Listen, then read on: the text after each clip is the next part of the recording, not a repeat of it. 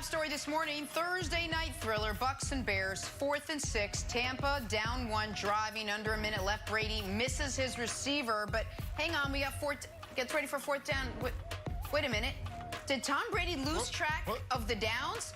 He lost track of the downs. Yeah, of course not. Bears hang on for the 20-19 win. I don't want to blame Tom Brady, but what are we going to do? Here is Brady on that final play. Yeah, I knew we needed a chunk, and I was thinking about more yardage. And then, you know, it was bad execution. And we had a great opportunity there, so just didn't execute when we needed to. I didn't have our team ready to play, so it's obvious. Bruce, at the end of the game there, that last drive, it looked like Tom might have been confused with what down it was. Did he not know it was 4th down? Yeah, he knew. He knew. Nick, come on. What happened there at the end of the game? You saw it, you watched it. What happened? Well, yeah. Listen, I want to give Tom Brady, as the GOAT, the benefit of the doubt.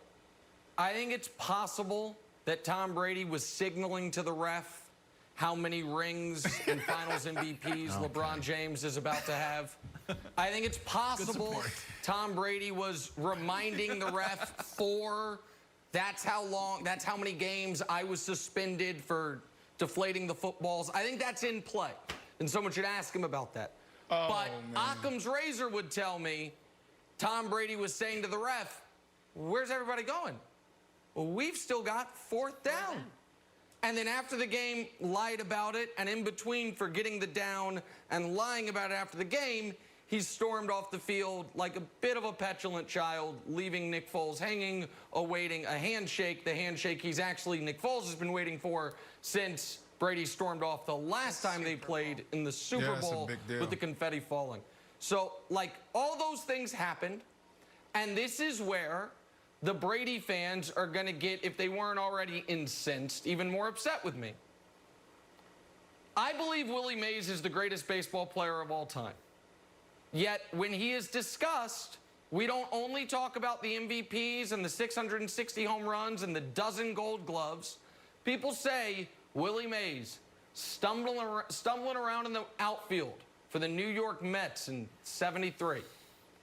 And I think for Tom Brady, this is going to replace that as the go-to line when an all-time great athlete, a little too old, changes teams. And folks on TV shows like this in 20 years, Brandon, instead of saying, you don't want to look like Willie Mays with the Mets, they're going to say, you don't want to look like Tom Brady with the Bucks, forgetting what down it is, because this is something that doesn't happen.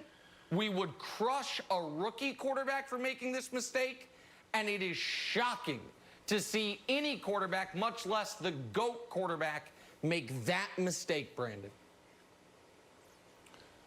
Nick, that's a bit much, buddy. You know, when I first saw it, I'm like, look, it's not a big deal. It's not a defining moment. But when you look at the play, you have a running back coming out of the backfield, and you can hit him for a 3-yard catch, and he can pretty much run for another 5 to 6. So you can check him out coming out on this option route right here. So you get the first down, and you could probably go down the field and kick a field goal, win the game. So it definitely determined the outcome. But it's not going to determine the outcome of the season. Now, yeah, 16 games in the NFL season doesn't seem like a lot, but it's long. There's so much more football to be played. And when you look at this game, it turned out the way I thought it would be. It was going to come down to the trenches. It was going to come down to bigs on bigs, the defensive line versus the offensive line. It was going to come down to who was going to actually be better in situational football. But that's why it's a big deal for this game. Not the season, but for this game. And not for Tom Brady's career, a guy who's done it at the highest level for 20-something years and still competing at an extremely high level and can win a Super Bowl this year when you look at the defense and how well they're playing, one of the best defenses in the NFL. And you look at a team that is set up for success because they have a running game, because they have an offensive line that's looking like the best offensive line in football. And then when you're healthy, you have 3 wide receivers that can crush you in any given moment. But it was a big deal because, like what you said, for this game, you don't see this. Yeah. Tom Brady is known for how smart he is, Wilds. He comes from an organization that separates themselves with their intellect and that how physical they are. So I don't understand how he got confused in this moment. You had a guy sitting there for a check down that can get you the first down. This definitely hurts. I do like what Aaron's did after the game, and he deflected. I like that, and you're seeing some growth there. He could have made this situation a little bit bigger if he came out and said, you know what, yeah, Tom knew, he didn't know, and that's a problem. He could have said it was those guys' fault in the locker room and not mine. So I do like that, because with him leading the way he did last night after the game, could easily get him past this situation faster than it would. Oh, What's my up, goodness Wilds? gracious. Okay, a few things, Brandon. Bruce Arians got close. Rather than throw his players under the bus, he overcorrected and just straight up lied. You have to say, the correct answer is this. There's a lot of plays in the football game. It didn't just come down to one play. We all got to do a better job. That's the right way to do it. You don't just lie. Or he I was don't throwing know. him under the bus like, oh, what should I do? I'm going to lie. Yeah, he knew it. Why was he putting up That's 4? exactly what he's supposed to do. Lie? Look, there's children watching this That's show. exact. Anyways. It's on me. It's on me. It's not on him or no fourth down. Here's the other thing, though. He made a mistake. Okay, he made a mistake. Yeah, he's had a bunch of game-winning drives. He's had a bunch of fourth-quarter comebacks. He made a bad mistake. Maybe it's because he's in a new system. Maybe it's because there's no fans in the stands and he didn't know what's going on. You made a mistake. It is what it is. But, Brandon, walking off the field, and if we could run the Nick Foles footage, when poor Nick Foles, who stole a Super Bowl from New England with his Philly special, is looking around being like, hey, are we going to do a handshake thing? And Tom Brady leaves. That's not a mistake. That's not in the heat of the game. The game is over. And Nick Foles is like, this is kind of messed up. Where's Tom Brady?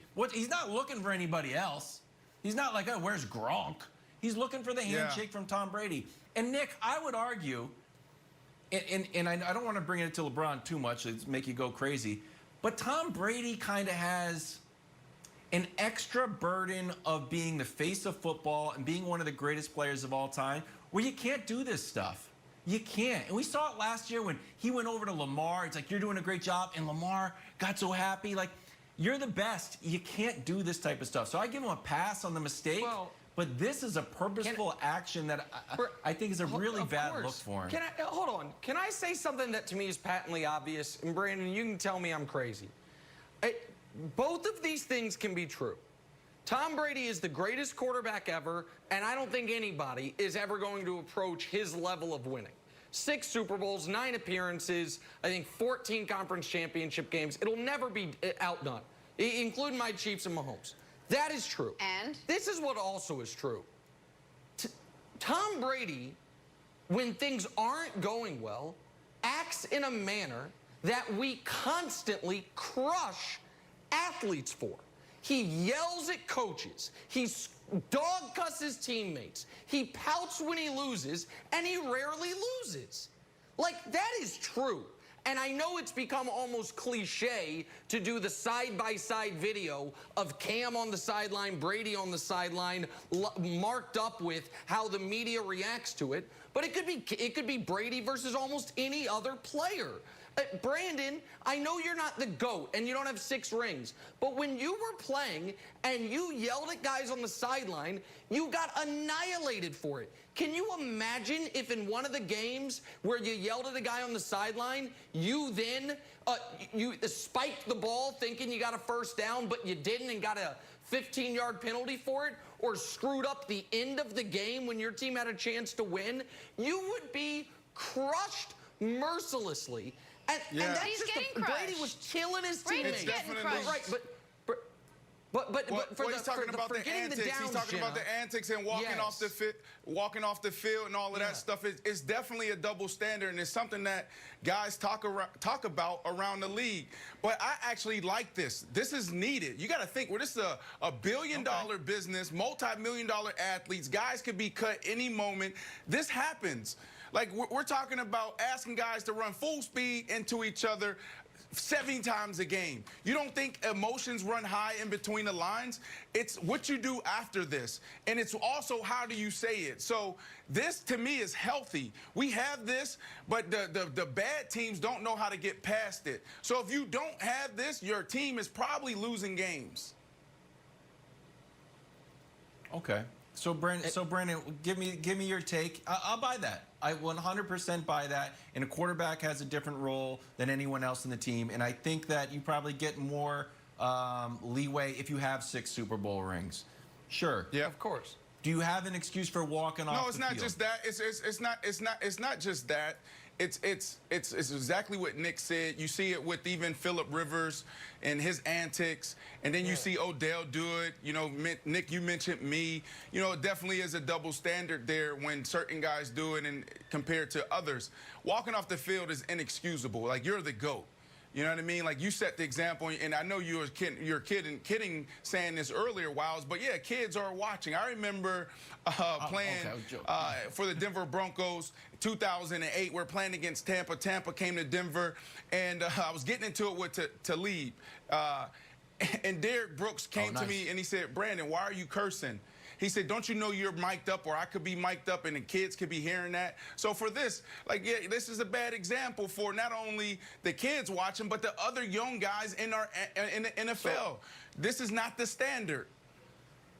So listen, I happen to believe, you know, the whole what about the kids thing. I hate that line of reasoning. It's teaching moments, and everybody's kids are their own problems. Like, I'm not going to go down that road. But I'll tell you who I am concerned about. And I think Rajon Rondo had a very interesting quote the other day. Wild, you mentioned LeBron, so I'm bringing back to LeBron for a moment. That Rondo made it clear to LeBron last year, because LeBron doesn't scream at teammates almost ever, but he can be huffing and passive-aggressive and histrionic. And he said, listen, man, when Ingram messes up and you roll your eyes, you got to realize you're his Jordan. And so it crushes him. So you got to do better. And when Brady is dog-cussing Jensen, who's got a tough enough job already, he is literally protecting the greatest player of all time. You have these monsters on the Bears' defensive line. Does Brady think this helps, or is this just yelling? Is that going to make him play better? But we don't know what's going on. Or is that just yelling? I got a pretty good idea, Brandon. It's a good point. It ain't great. It's a good point. Maybe Brady said, let's mic 54. Jensen changed the mic call, and that's probably what they could be arguing over. Well, we don't know. Jenna, we can do, Brandon, we got a ton more time. Ahead. We got another 15 minutes of the show to talk about this. So we're fine. No, we don't. I did the same wrong, thing. Nick. I You have once again miscalculated. Oh, man. Listen, Tom Brady, you have a great total weekend. hypocrite. We're back here first thing Monday morning.